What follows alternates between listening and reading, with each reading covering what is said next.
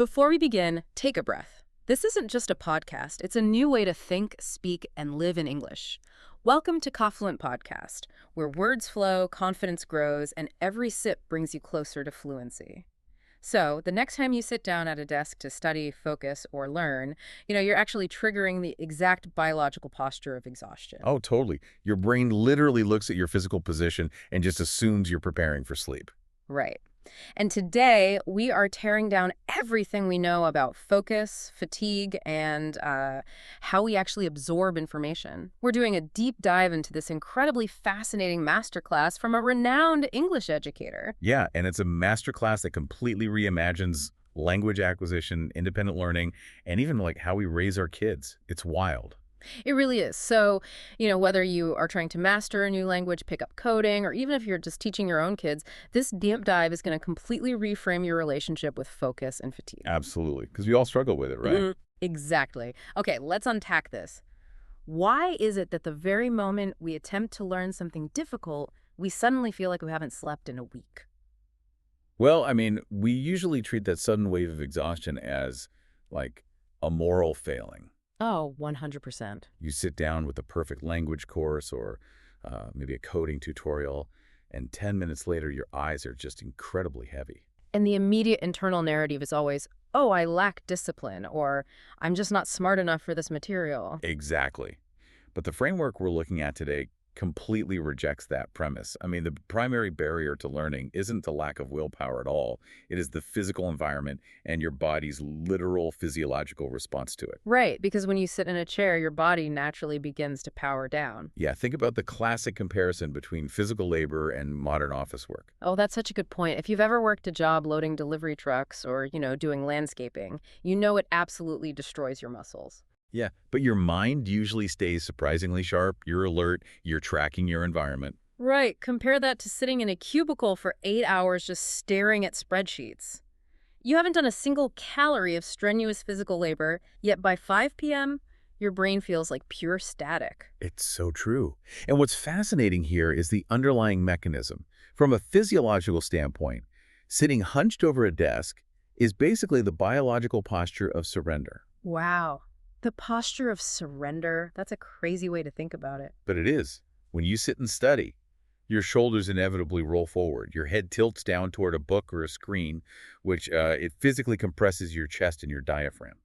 So you're essentially crimping the hose of your own nervous system. Exactly. You're restricting the depth of your breath and the flow of oxygen to your brain. And your nervous system just reads that specific physical arrangement, Right. the compressed chest, the downward gaze, and interprets it as a signal to lower your heart rate and prepare for rest. Yeah, it's basically a self-inflicted tranquilizer. That is wild. So to combat that, the source material advocates for aggressively forcing the opposite physical state. Right, you can't just be neutral. No, if low energy posture puts you to sleep, you have to adopt this highly exaggerated, almost military style posture to wake the brain back up. We're talking about pulling the shoulders completely back, Yeah. puffing the chest out, lifting the chin up so you are looking straight ahead. And even actively forcing a small smile onto your face. Yeah, to literally trick the nervous system into a state of alert positivity. But, merely fixing your posture isn't always enough to clear the mental fog, is it? No, not always. And that's why the method also mandates explosive physical movement. Right. When you hit a wall and you're focused, you don't just sit there. You stand up, you jump, you raise your hands above your head. Even if you're confined to a tiny apartment listening to an audio lesson, simply taking 2 steps forward, turning around, and pacing dramatically spikes your heart rate. And that sudden rush of blood flow physically forces the brain's executive function back online. It's so simple, but it works.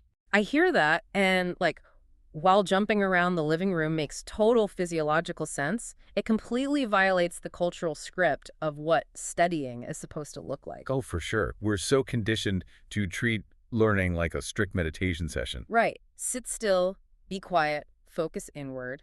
And furthermore, let's look at a practical limitation here. Think about your own commute. Yeah, that's a tough one. I mean, if you are crammed onto a crowded morning train trying to review an English lesson, you literally cannot do jumping jacks without getting arrested. Very true.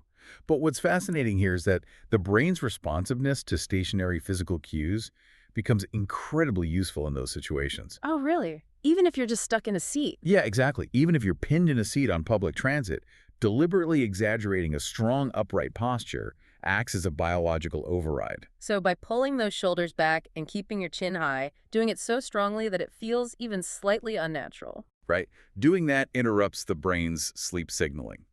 That forced physical tension alone can buy you an extra 5 to 10 minutes of high-quality focus. And then when that focus starts to wane again, you just re-engage the posture, essentially resetting the timer. Exactly. It becomes this constant, conscious recalibration of your physical state to maintain your mental state. That makes a lot of sense. But if sitting indoors, even with perfect posture, is fundamentally fighting our biology, it really begs the question of what the optimal setup actually looks like. Oh, totally. And the most radical proposition in this masterclass is the complete abandonment of the room itself. Right. Here's where it gets really interesting.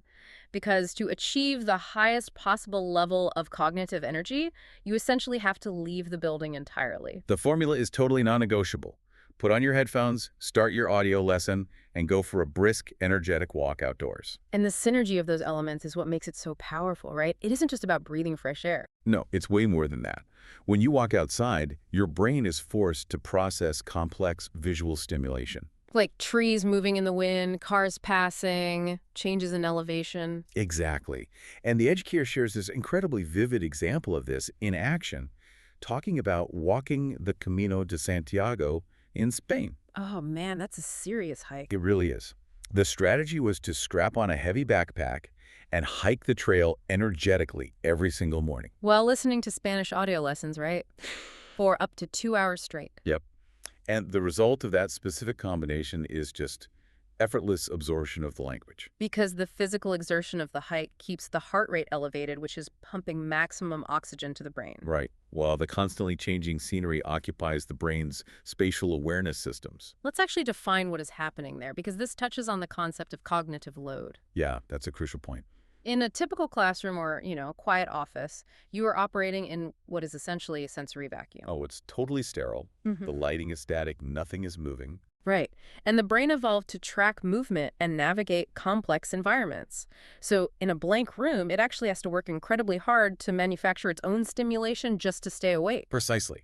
The brain hates a sensory vacuum. It really does. When you step in through a forest or walk along the ocean, you provide your brain with a rich, unpredictable environment. And navigating that terrain keeps the basal ganglia and all those other movement tracking centers of the brain fully engaged. Right. And because the boredom centers of your mind are occupied with the physical environment, it completely removes the friction of forced concentration. So the audio information you are listening to basically slips past your mental defenses without that painful, conscious effort we usually associate with studying. Exactly. Which completely explains the masterclass's absolute hostility toward textbooks. Oh yeah, the educator basically says a textbook is an anchor.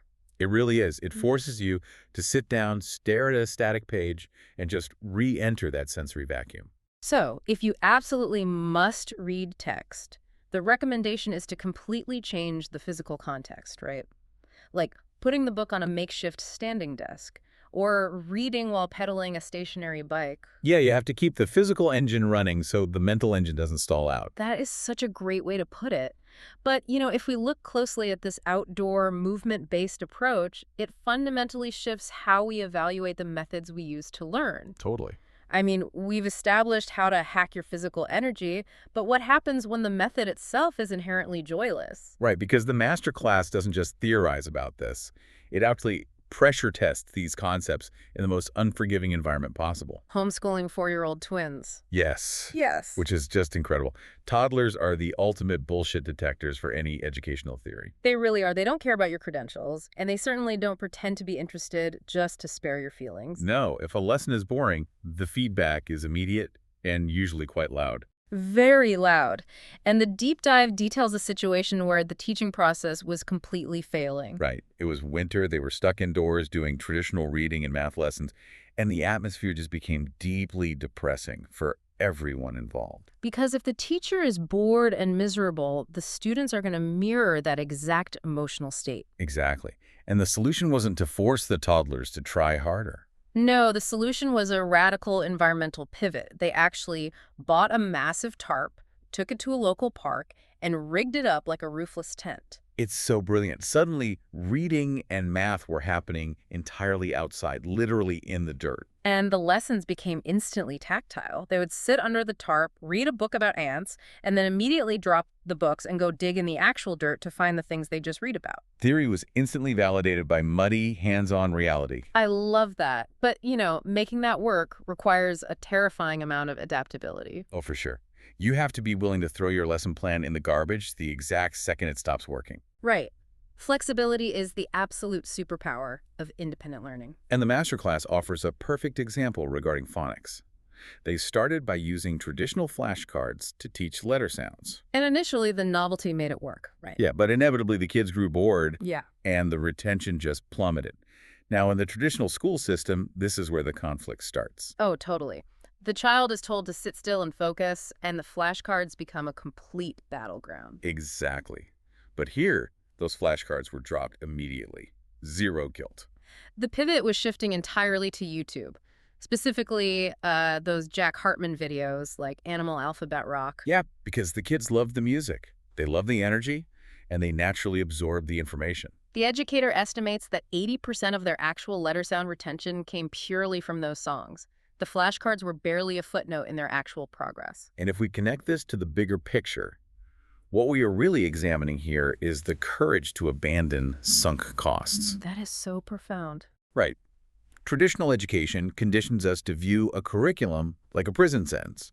You just have to serve your time until the semester ends, regardless of how ineffective or miserable the process is. And if a student fails to learn from a dry textbook, we blame the student's work ethic rather than the textbook's terrible design. Exactly. It's a completely backward paradigm. I mean, you wouldn't go to a buffet, put something terrible in your mouth, and force yourself to chew on it for 6 months just because it was on your plate. No.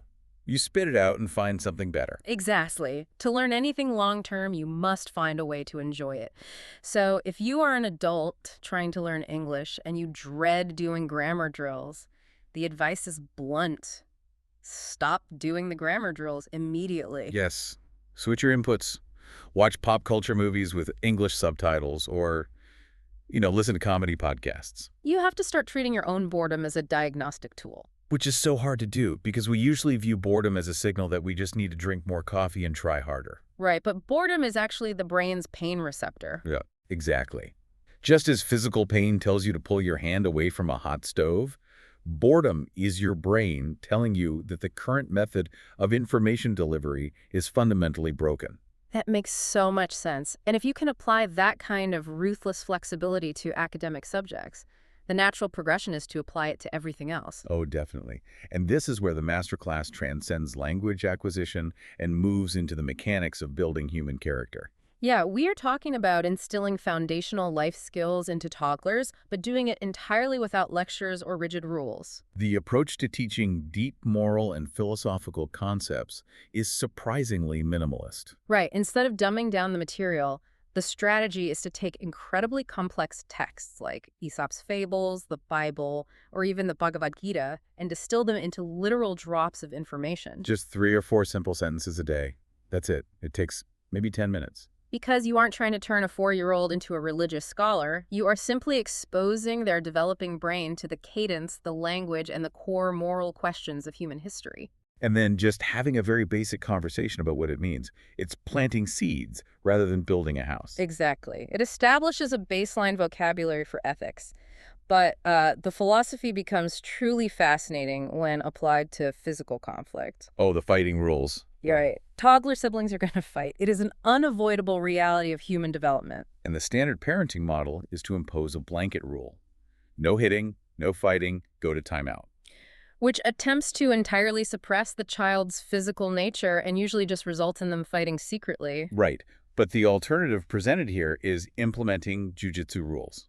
I love this. Wrestling is explicitly allowed.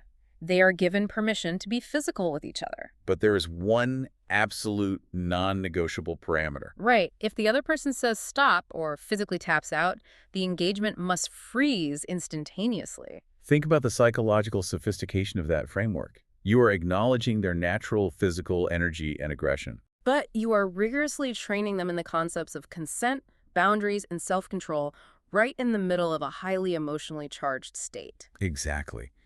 Learning to stop when your blood is pumping is a vastly more complex and valuable life skill than simply being banished to a corner for being angry. So true. And if you are training a child to negotiate physical boundaries on a wrestling mat, the mental leap to negotiating ideas or business deals isn't actually that far. No, it really isn't, which completely explains why traditional schooling metrics, like writing essays, are also entirely discarded in this model. Right, they replaced written essays with a family book club format to develop public speaking. Yeah, instead of quietly writing a paper on Homer's Odyssey that only a teacher will read, the expectation is that the child will stand up in front of the family and verbally articulate their analysis for up to 20 minutes. Which is intimidating for adults.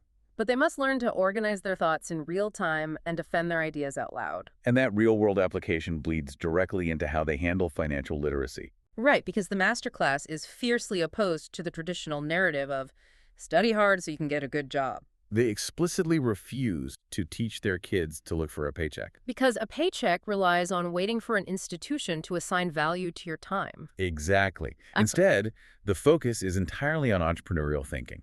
They use role-play scenarios, literally sitting a child down and saying, "Sell me this pen, understand what I need, and convince me why this object solves my problem." They also utilize Robert Kiyosaki board games. Yeah. And let's clarify what those games actually do for anyone unfamiliar. Yeah, that's important context. Games designed by Robert Kiyosaki, like Cash Flow, are specifically engineered to break the habit of trading time for money.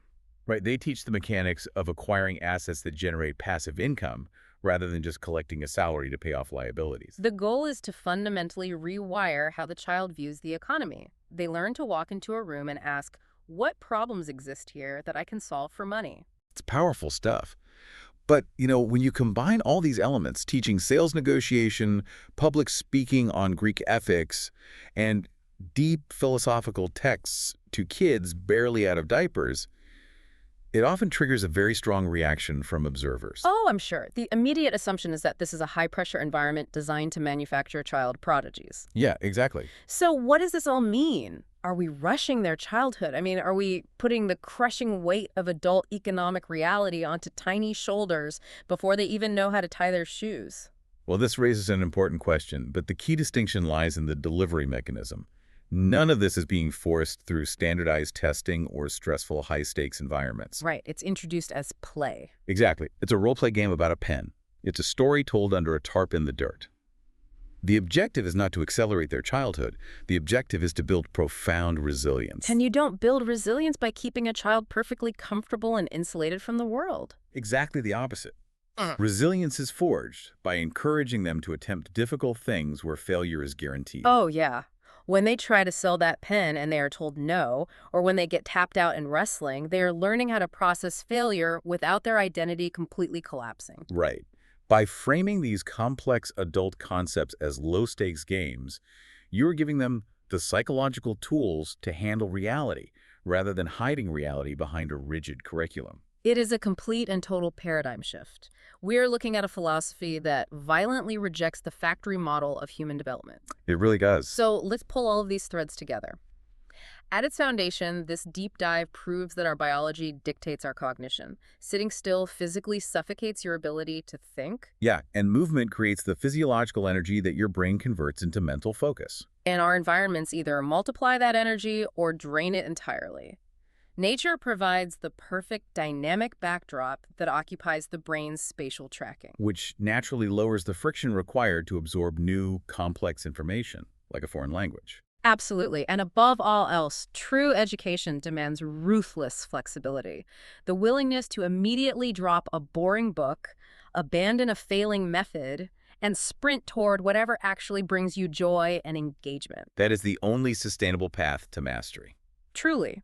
Whether you are trying to become fluent in English, learn a new coding language, or raise a tiny entrepreneur in a park. But it requires unlearning decades of conditioning. You have to start trusting your own biological feedback. Right, that feeling of boredom or exhaustion. Exactly. Trusting that rather than trusting a traditional system that demands you sit still and suffer through it. So think about your own life right now. When you sit down to tackle your next big project or study session, what part of your routine is actively putting you to sleep? Good question. Where are you forcing yourself to stare at a wall and push through the brain fog just because that's how you were taught to work?